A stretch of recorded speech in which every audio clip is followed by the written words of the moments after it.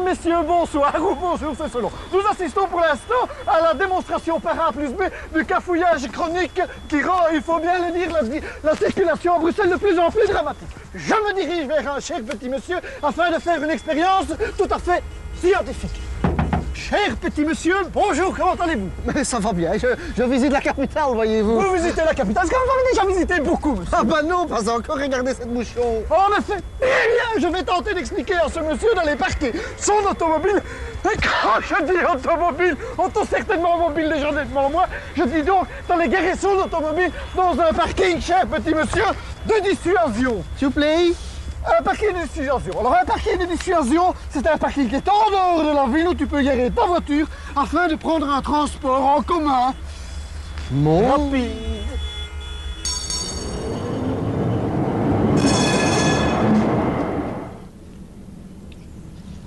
Bon, mais vous savez que la dernière fois que je suis venu en 58, c'était encore moins pire. Tiens un peu mon paquet. Et avant, c'était encore bien moins pire, regarde. C'est vrai? Ben oui. Bon, mais vous faites de la magie? Non, mais c'est un trucage. C'était au temps où Bruxelles rêvait. C'était au temps... Avant la guerre, 150 000 autos. 150 000 autos? Il y a 20 ans, 2 millions d'autos. 2 millions d'autos? Maintenant, quasi 4 millions d'autos. 4 millions d'autos? En l'an 2000, 2000? probablement 5 millions d'autos. 5 millions d'autos? Et bientôt plus d'autos du tout, parce qu'on ne saura plus circuler à cause des voitures. Ben, il y a tout de même quelque chose que je ne comprends pas, monsieur le professeur.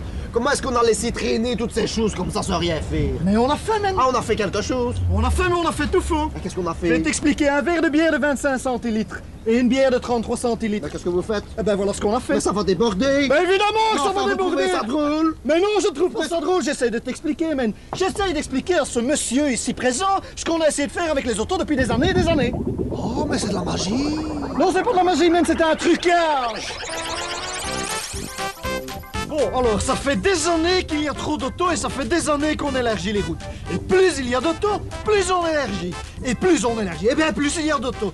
Tant et si bien, mon cher ami, que maintenant, sur 270 000 personnes qui viennent travailler à Bruxelles, 160 000 viennent avec leur auto. 160 000, mais c'est plus la moitié! Oui, alors, on a beau prendre un plus grand verre, la bière, elle finit toujours par déborder. Oui, mais mon pantalon est tout mouillé!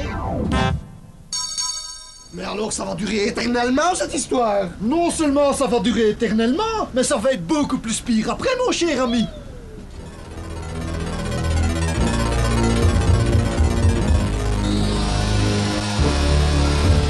Tu vois, man, ce sera bientôt comme à Paris. Paris? New York. New York? Tokyo. Buenos Aires ou quoi? Enfin bon, tu vois un peu le topo.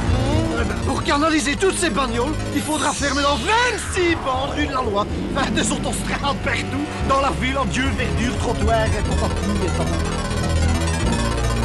C'est un trucage, bien entendu, hein? Et si on demanderait aux gens ce qu'ils en pensaient? Je trouve que c'est un moyen de vivre en société. Mais il y en a pas assez. Personnellement, je préfère la voiture.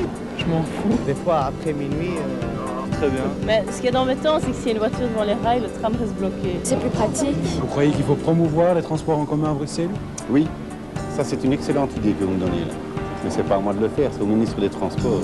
Non, moi je sais pas, j'exposerai le problème tout de suite et j'attaquerai de front. Je dirais par exemple, monsieur le ministre, il faut faire quelque chose. Oui. Hein? Qu'est-ce que tu penses? Oui. Monsieur le ministre, il faut faire quelque chose. Excusez-moi, mon cher ami monsieur le ministre, mais je pense que ce monsieur ici n'a pas tout à fait tort. Hein, excusez-moi. Écoutez, moi, j'essaye d'améliorer la circulation dans Bruxelles. On voit ce que la politique de tout à l'auto a donné pour le moment, c'est la catastrophe. Il faut donc développer les transports en commun. C'est notre seule et meilleure arme contre les embouteillages, et ces transports en commun doivent être concurrentiels et confortables. Donc, en fait, mon cher ministre, si j'ai bien compris, vous voulez acheter de nouveaux bus, de nouveaux trams, créer des sites propres et également des parkings de dissuasion en dehors de la ville pour dissuader les automobilistes. C'est amusant, tiens, dissuader, c'est exact, hein. Et dissuader les automobilistes de rentrer dans le centre de Bruxelles, afin de rendre paisible la vie des piétons, des bicyclettes et de ralentir la circulation automobile dans Bruxelles. C'est bien ça, hein, je pense. C'est tout à fait ça. Merci. Il est chouette, le ministre, hein? En fait, tout ça, c'est bien joli. Mais pourquoi est-ce que quand à Paris ou à New York, on ne construit pas de métro en dessous de la terre? Bon, on a déjà un métro, on va quand même pas en construire 250, hein? Pourquoi pas? Parce que métro, boulot, non, allez, sérieux, tu n'aimerais quand même pas qu'on creuse le métro devant chez toi pendant 2 heures? Oh, ne nie pas devant chez moi, hein? Ben, tu vois, hein? En plus, je viens te dire que 1 kilomètre de métro, ça coûte 15 fois plus cher qu'un kilomètre de tram. Bon. Donc 1 kilomètre de tram coûte 15 fois... meilleur marché, bien entendu, c'est exact. Mais le problème, c'est que les bus, les trams, tout ça, c'est toujours bloqué. C'est bloqué, Toujours celui-là. Il est bloqué, peut-être. Non.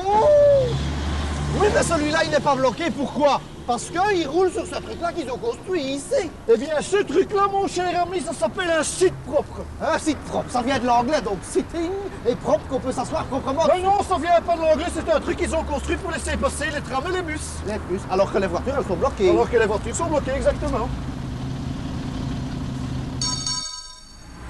Qu'est-ce qu'ils font? Mais traverse, hein! Mais traverse, hein! Romalin! Allez, qu'est-ce qu'il fiche? C'est quand même formidable que comme une victime de la route sur 2 à Bruxelles, ce soit un piéton qui ait failli se faire écrabouiller par ces espèces de fous furieux. Alors moi je pense que ça doit absolument se terminer. Eh bien voilà, on se trouve sur le site du boulevard Léopold II. Quel temps magnifique, dit. Entre nous, on dit ça a quand même été un petit peu longtemps le bordel, mais maintenant c'est une rue sympathique, conviviale, enfin tout un... Aïe, mais il faut aussi dire que les travaux ne sont pas tout à fait terminés, mais ils ont quand même fait des trottoirs très larges afin que les promeneurs puissent se promener. Elle est bonne, celle-là, elle est bonne. Alors ici, à la chasse, les trams roulent sur un revêtement particulier et avec des îlots, on peut donc enfin traverser sans se faire attraper. Hein. Regardez, c'est fantastique.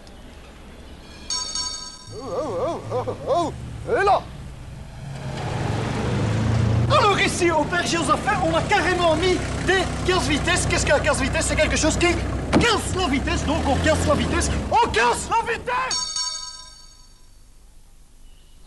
Et donc, un petit peu partout de ci, de là, on a mis des pistes cyclables pour que les vélos puissent rouler tranquillement.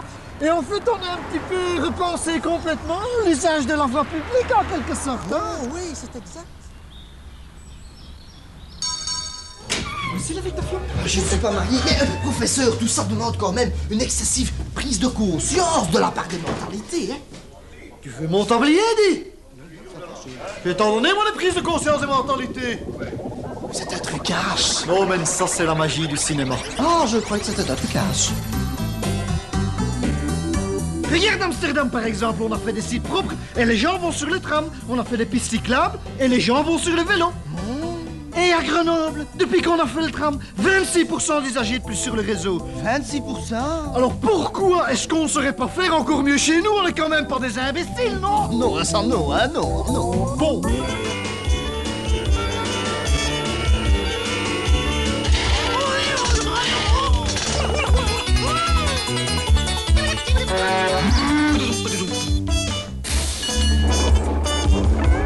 Pour que la ville puisse respirer, en transport public, il faut voyager. La ville est à tout le monde.